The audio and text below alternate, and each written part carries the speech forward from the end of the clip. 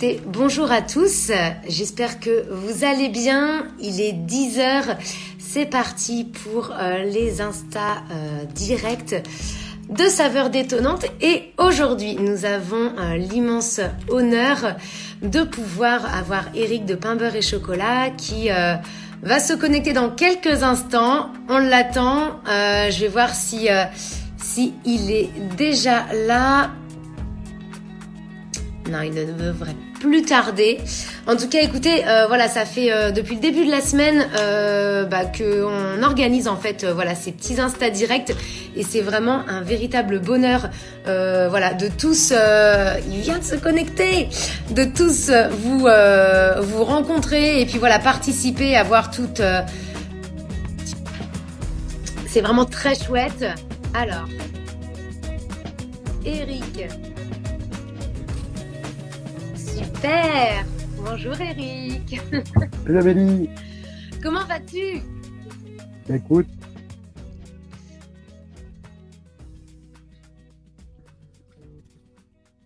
Tu m'entends?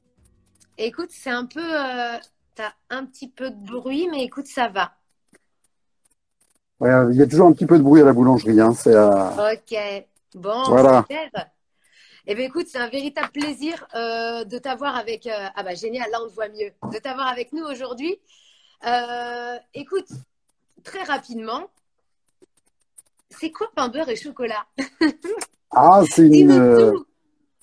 c'est une longue histoire, hein, puisqu'on a démarré à Nantes en 2008. On a installé notre boulangerie avec Cathy, mon épouse, et on s'est installé là avec la modeste ambition de faire du pain, du bon pain, avec des matières premières de qualité, des pains qui sont travaillés sur le vin, avec des longues fermentations pour de la bonne conservation, et puis avec un intérêt nutritionnel important, puisque le pain, c'est la santé.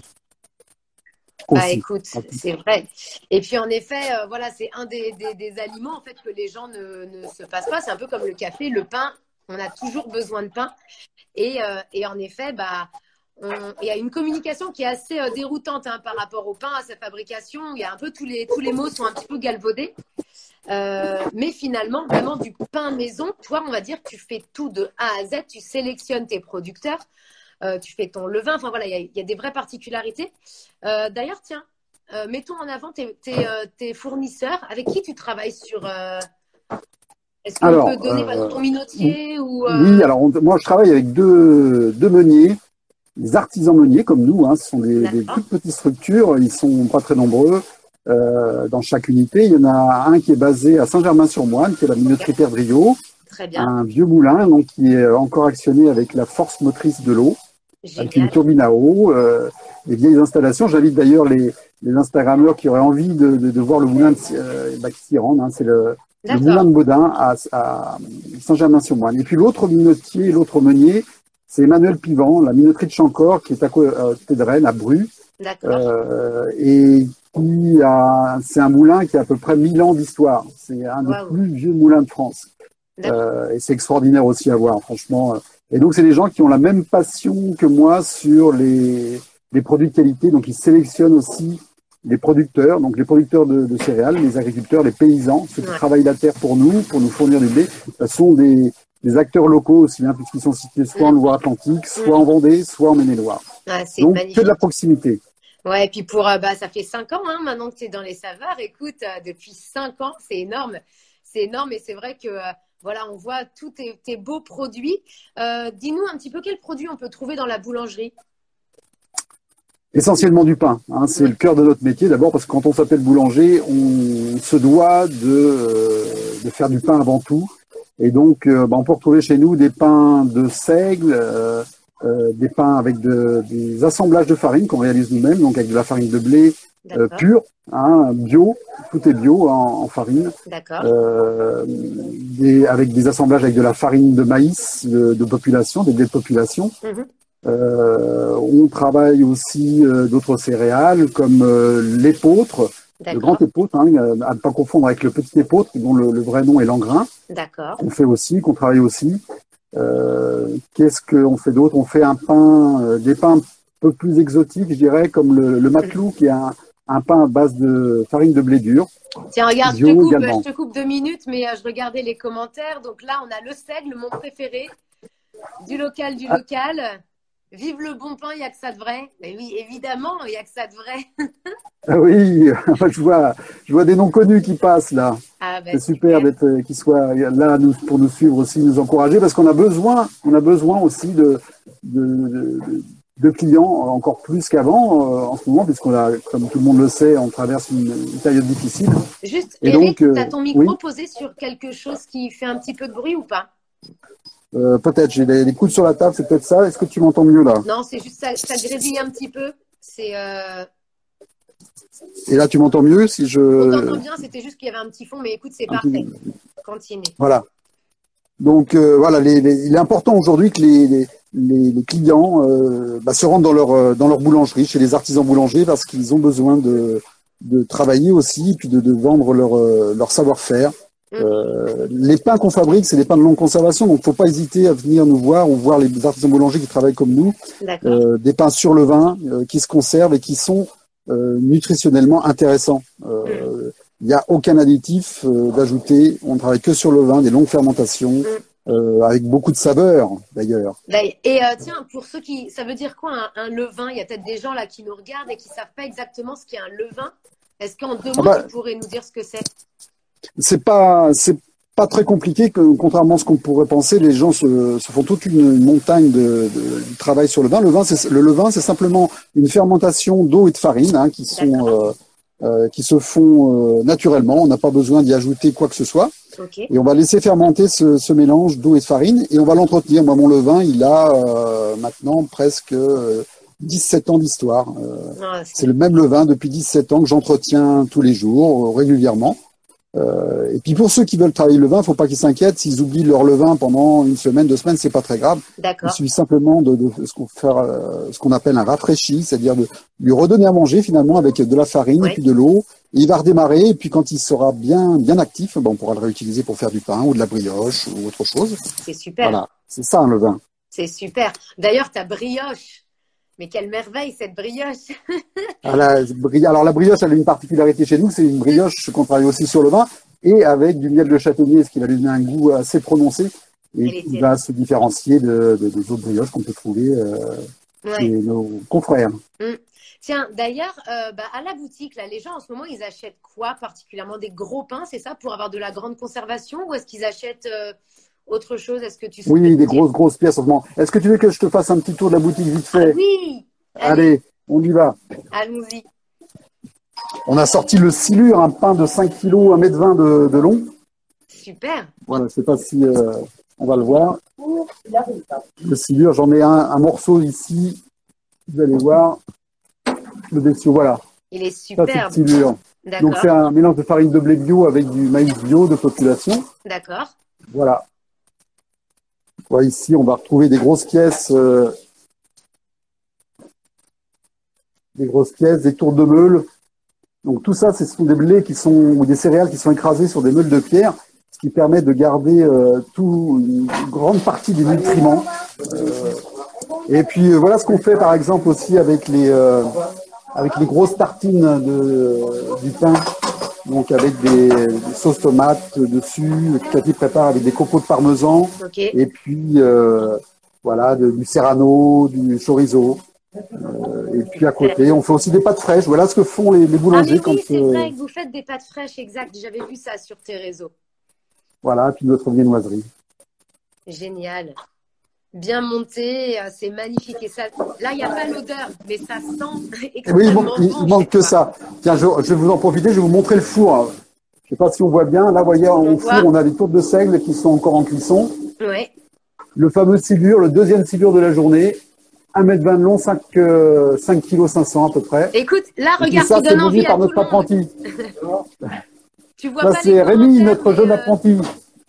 Magnifique, bravo. Merci beaucoup de nous faire du bon pain comme ça. Et puis, là, derrière, il y a Dylan qui va se mettre à façonner les brioches, justement, la fameuse brioche. Je vous montrerai ça tout à l'heure. Voilà, donc, tant mieux si on régale les papilles. Ah bah là, tout le monde a faim en fait là en commentaire. Hein. Tout le monde a faim.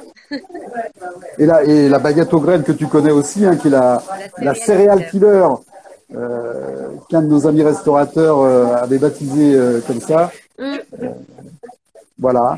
Un pain aussi que tu aimes bien, je crois, c'est la crème des pains, un pain qui est fabriqué avec de la crème fraîche. Bah tu vois, moi j'aime bien les trucs. Celui avec la crème fraîche, il est fabuleux. Voilà. Voilà un petit peu notre équipe. Et puis là, j'en profite avec Ingrid, qui est là avec son masque, et puis Cathy avec, regarde, les brioches qui sortent du four, justement. C'est dommage, t'as pas l'odeur. Tu vois? Ils sentent, je suis sûre que tout le monde, là, avec ta description, tout le monde a senti l'odeur. Oui, je pense que ça passe bien aussi. C'est dommage, on n'a pas encore ça sur les réseaux. Donc vous allez presque réussir à voir toute l'équipe. Toute l'équipe. Je sais pas, Dylan, t'en es où des brioches? Divisé, bah, tu peux te mettre au façonnage. Tu vas pouvoir montrer ton savoir-faire. Voilà, c'est ça le travail manuel. Tout est fait à la main. C'est que du fait maison. Hein, il n'y a pas de produit qu'on sort. Tiens, regarde le silure qui est en train de sortir du four. Oh là là. Et on imagine la croûte qui croustille et l'odeur. Ah, c'est fantastique, tu vois C'est superbe. Voilà. Bravo à Et tout ça, c'est la réalisation du travail d'équipe. Hein. Alors, on a Rémi, qui est notre ouvrier boulanger, malheureusement, qui est confiné aujourd'hui, qui est au chômage partiel parce qu'on n'a pas assez d'activité. D'accord. Et puis Océane aussi, qui est pour l'instant, mais qui viendront nous rejoindre, j'espère, rapidement. Voilà, vous avez vu le geste du boulanger. Ouais. Qui façonne sa brioche. On a une petite question, Eric, en même temps. Oui. On nous demande quel mode de conservation conseillez-vous? Alors, pour le pain? Oui. Alors, plusieurs façons. Je dirais que d'abord, une baguette, faut considérer qu'une baguette, ça va se conserver 24 heures. Faut pas espérer conserver une baguette plus longtemps parce que c'est une petite section, c'est pas très gros et ça sèche assez rapidement, mais 24 heures, c'est bien. Sur des gros pains, on peut les conserver d'abord, faut les demander non coupés si on veut garder le pain plus longtemps possible. D'accord. Et puis, le mettre dans un sachet en papier ou dans un sachet en tissu. Et si on veut allonger la conservation, eh bien, on peut y mettre un petit morceau de pomme coupé à l'intérieur, ce qui va apporter de l'humidité et qui va permettre au pain de se conserver un peu plus longtemps.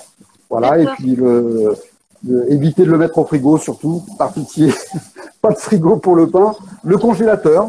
Nos pains peuvent se conserver longtemps au congélateur. Je dirais pas plus de 15 jours non plus, mais voilà, c'est une façon d'économiser un petit peu son pain aussi. Bon, bah écoute, c'est très bien. Et puis, on se rend compte, voilà, derrière, à la boulangerie, c'est pas, voilà, le labo, c'est un petit labo par rapport à tout ce que vous produisez. C'est énorme. C'est énorme. Ah oui, on a 70 mètres carrés derrière pour travailler, avec un tout petit four. Donc, c'est vrai que c'est un petit peu difficile. Ouais. Et la journée type d'un boulanger, tu commences à quelle heure? Ah bah Rémi, lui, il a commencé sa journée ou sa nuit, on va dire en même temps que nous. Il a commencé à 3 heures du matin. Ouais.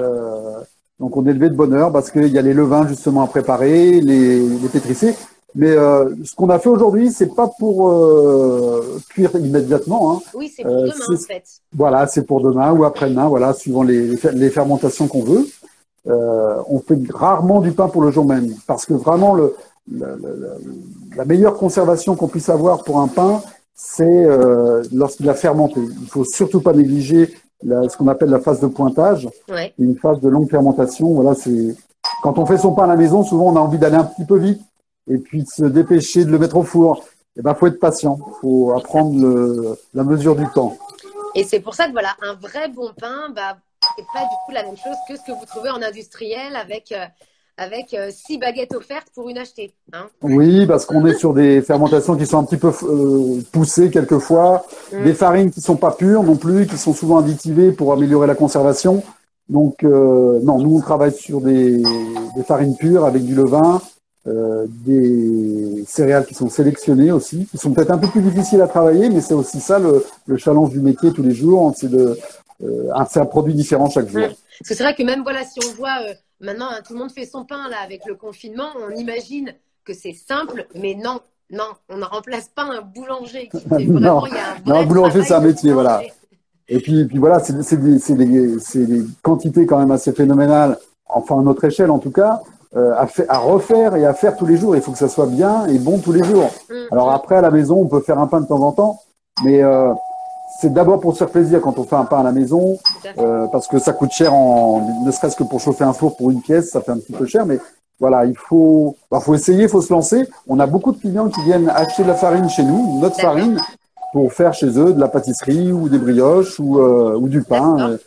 Donc on leur donne des petits conseils pour les aider à fabriquer leur propre pain. D'ailleurs, si vous avez des questions pour Eric, vous n'hésitez pas en bas. Vous avez le petit point d'interrogation, vous n'hésitez pas surtout.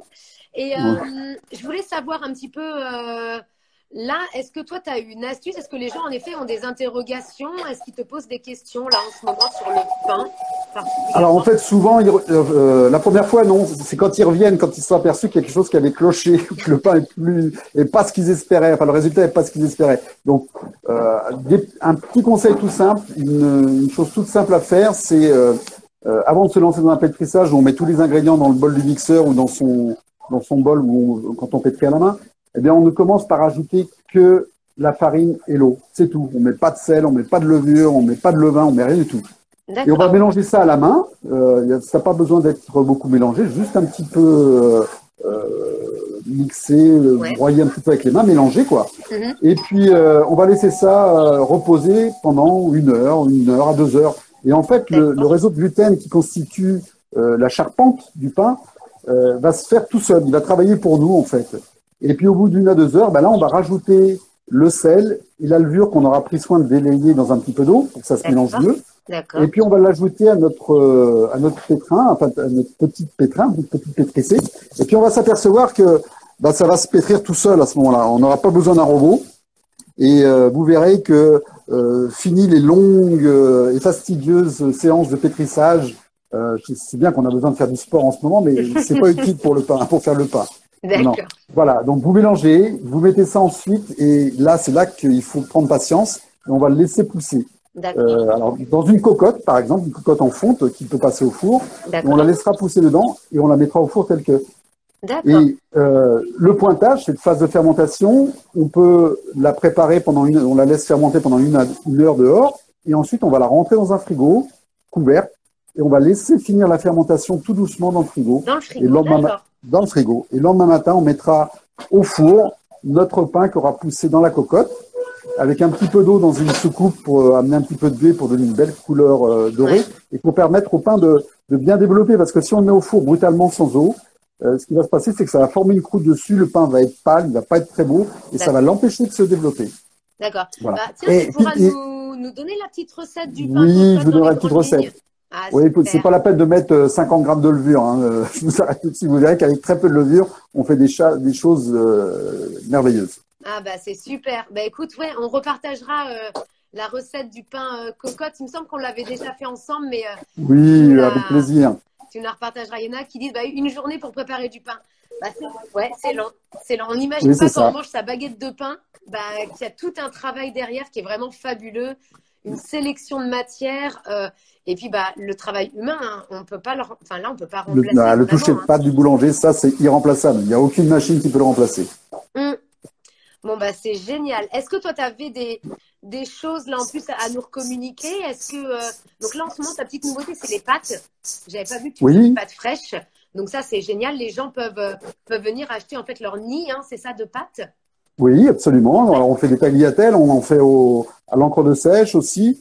Et puis là, je pense que c'est peut-être un petit peu tôt pour le divulguer, mais je pense qu'on va pas tarder à faire des raviolis. Cathy est en train de se mettre là-dessus, travailler des recettes, des garnitures, et on va certainement proposer des raviolis frais aussi. Tu nous aurais pas donné une exclue là, dis donc. Presque, voilà. C'est génial. Et tiens, et pour ceux qui ne te connaissent pas et qui ont juste là eu l'eau à la bouche, où est-ce que vous êtes? Où est la boulangerie? Alors, on est 10 boulevard Amiral Courbet. On est le long de la ligne 2 entre l'arrêt de la Motte Rouge et Saint-Félix. On peut pas nous louper, on est sur le bord du boulevard, en remontant. Bon, super. Alors, attends, qu'est-ce qu'on a? Est-ce la même farine que le pain? Alors, la même farine de quoi? Pour les pâtes, peut-être?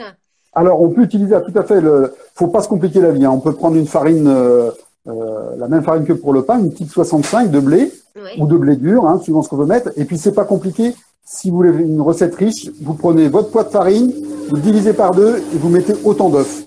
Si vous prenez 1 kg de farine, vous mettez 500 grammes d'œufs. Ah, ok. Alors attends, j'en ai une autre aussi. Est-ce que la farine 00 et 30 sont les meilleures pour faire du pain? Non. Non, la double zéro ou la triple zéro, c'est une notation des farines italiennes, enfin qui est propre à l'Italie et qui correspond à des farines de force avec beaucoup de gruau à l'intérieur.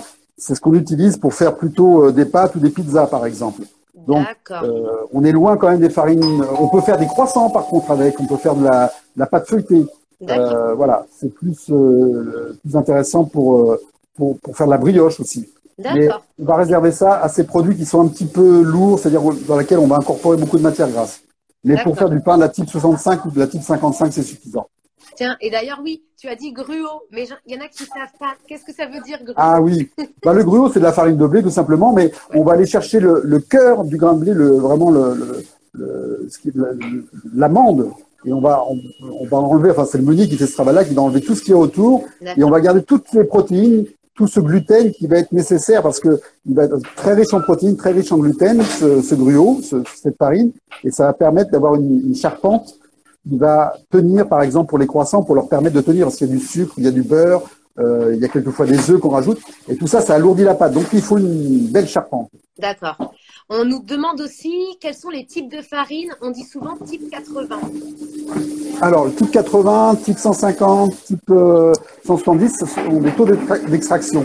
Plus on va garder la céréale, le grain de blé avec son enveloppe, naturellement, plus le type va être élevé. Quand on est sur des types 170, type 150, type 110, on est sur des farines quasiment complètes, voire intégrales, et où on va ramener avec toute l'enveloppe toute la richesse des nutriments. Et plus la farine va être, le taux va être bas, c'est-à-dire sur les types 45, type 55, plus la farine va être entre guillemets, j'aime pas trop employer ce mot-là parce que c'est pas une vérité, mais elle va être pure, ça va être beaucoup plus blanche, moins piquée, mais elle aura moins de nutriments et elle sera peut-être un peu plus riche en protéines. Ok. Ben voilà, on avait une question qui ressemblait à ça. C'était, vous avez dit type 65, ça veut dire ça. Ça veut dire quoi? Donc voilà, on répond à cette C'est notre jargon à nous. Il faut savoir que c'est propre à la France, c'est cette classification de blé. Les autres pays n'ont pas une classification. Ça veut dire que on est quand même bien placé en ce qui concerne la fabrication du pain en France. Hein. Bah écoute, là, tout le monde te remercie. C'est super parce que voilà, tes explications sont claires et précises. Donc là, voilà. Une autre question, quelle est ta pâtisserie ou brioche préférée? Bah, la mienne. Non, c'est vrai. Ta pâtisserie, vas-y, dis-nous ta pâtisserie préférée. Alors, ma pâtisserie préférée, d'abord, c'est la pâtisserie boulangère, c'est le flan à la bergamote, avec à la crème, sur une crème liquide, 35% de matière grasse, pas de beurre, voilà, c'est donc parfumé avec de la bergamote. C'est tout simplement extraordinaire, frais en bouche, voilà, c'est très bon. Ça, c'est ma pâtisserie préférée. Et mon pain préféré, c'est le seigle. Le seigle. Le pain de seigle. Ouais. La tour de seigle. Alors, quelqu'un nous demande… Ah, c'est celle-ci, bah oui. C'est celle-ci. On nous demande aussi, est-ce qu'on connaît un peu, entre guillemets, l'histoire du pain? Quand est-ce que ça a commencé? Ça remonte… c'est difficile de le dater, mais on pense que ça remonte au moment où, en fait, les premiers hommes ont commencé à ramasser des grains de céréales sur tout le Moyen-Orient, où on a commencé à ramasser justement l'engrain, qui sont les ancêtres du grain de blé, l'amidonnier aussi, avec laquelle on a commencé à écraser dans des pilons. Alors, c'était pas des pains qui développaient beaucoup d'ailleurs dans le Moyen-Orient. Ils ont gardé cette typicité, c'est des pains qui restent plats, qui sont très peu fermentés. On apporte peu de ferment. Et puis, on a découvert dans les céramiques des céréales et puis également des ferments qui semblaient de la bière, parce qu'ils fabriquaient de la bière également, les Égyptiens. Et donc, ils ont dû à un moment donné mélanger de la levure des levures naturelles qui étaient présentes dans la bière avec des céréales qui étaient écrasées. C'est comme ça qu'ils se sont rendus compte que la fermentation permettait au pain de se développer. Et puis, ça a été amélioré au fur et à mesure des siècles jusqu'à parvenir à ce qu'on fait aujourd'hui. Alors, avec des pains différents de par le monde, des fermentations qui ne sont pas les mêmes partout, mais toujours riches d'un enseignement différent. C'est-à-dire qu'on ne va pas fermenter la même chose dans les pays du Sud, ni les mêmes céréales que dans les pays du Nord. Et donc des pains qui vont être différents, plus compacts dans le nord, peut-être plus riches en protéines, et un peu moins dans le sud. Bon, bah, c'est super. Tout le monde te remercie d'ailleurs. Regarde-toi, c'est moi qui remercie. Faut que tu sois prof, hein. Faut que tu nous fasses des cours et de la pédagogie. Ah ben, ce sera avec plaisir. Bon, bah, en tout cas, franchement, c'est super canon. On peut prendre encore une ou deux questions en attendant. Et puis après, on sera à notre demi-heure, hein, carrément. Ça passe vite. Ça passe très vite. Ça passe hyper vite. Hein, t'as vu? Aux sources de la culture, super le cours d'histoire des pains. Bah, merci. Le steak grillé le matin, moi j'avoue que j'ai un petit faible pour en effet le pain grillé avec du beurre salé et du miel. Ça. Ah oui, ça c'est extra. Mais voilà comment recycler aussi le pain quand on ne sait pas quoi faire du pain qui nous reste de la veille ou de l'avant-veille. Ben voilà, on le fait griller tout simplement, ou du pain perdu. C'est des choses toutes simples. Il ne faut pas partir dans les choses compliquées. Hein. Il faut rester toujours simple. Ah bah du coup, regarde, on a deux questions. À quand les cours de cuisine chez Pain Beurre? Quand les cours de cuisine chez Pain Beurre? Tu vois, tout le monde tu as donné envie. Ah bah ça serait avec plaisir, mais vous avez vu la place qu'on a là. Il faudrait que j'ouvre une salle un peu plus grande. Mais non, mais ça nous est déjà arrivé d'accueillir des personnes qui avaient envie d'en savoir un peu plus sur le pain et qui ont passé une nuit avec nous. On le fait régulièrement. On en a eu il y a pas longtemps un monsieur qui avait arrêté la boulangerie après l'apprentissage. Il a 70 ans, ses enfants lui ont offert une nuit en boulangerie avec nous, donc il a retrouvé plein de parfums, c'était merveilleux. C'est génial, ah c'est top. Non, franchement, je pense que ça à réfléchir, tu vois, ça intéresserait les gens de venir, peut-être un petit groupe comme ça, 5, de voir un petit peu, d'avoir juste toi, ton savoir faire, d'avoir des explications sur tout ça, d'avoir un temps d'échange. Oui, c'est toujours sympathique de voir un petit peu l'envers du décor, quoi. Parce que ce sont on s'en rend pas compte, mais voilà, c'est les artistes, hein, aussi les boulangers. On dit que c'est un métier qui est simple, mais il est aussi compliqué parce qu'il faut maîtriser beaucoup de paramètres. Ah, il y en a un qui nous dit que c'est la meilleure boulangerie de Nantes, tu vois. Tout le monde. Oh, bah ça me fait plaisir, ça me touche beaucoup. C'est nos confiances, nos gains. Ouais. Alors j'ai un ami aussi qui me dit comment font certaines boulangeries pour éviter que les pains et les croissants soient secs. Bah, c'est cool, à mon avis. Voilà, on y rajoute des produits, on y rajoute des émulsifiants, souvent, qui sont pas des émulsifiants naturels, hein, ce qu'on va retrouver quelquefois dans les grandes surfaces ou dans les croissants industriels.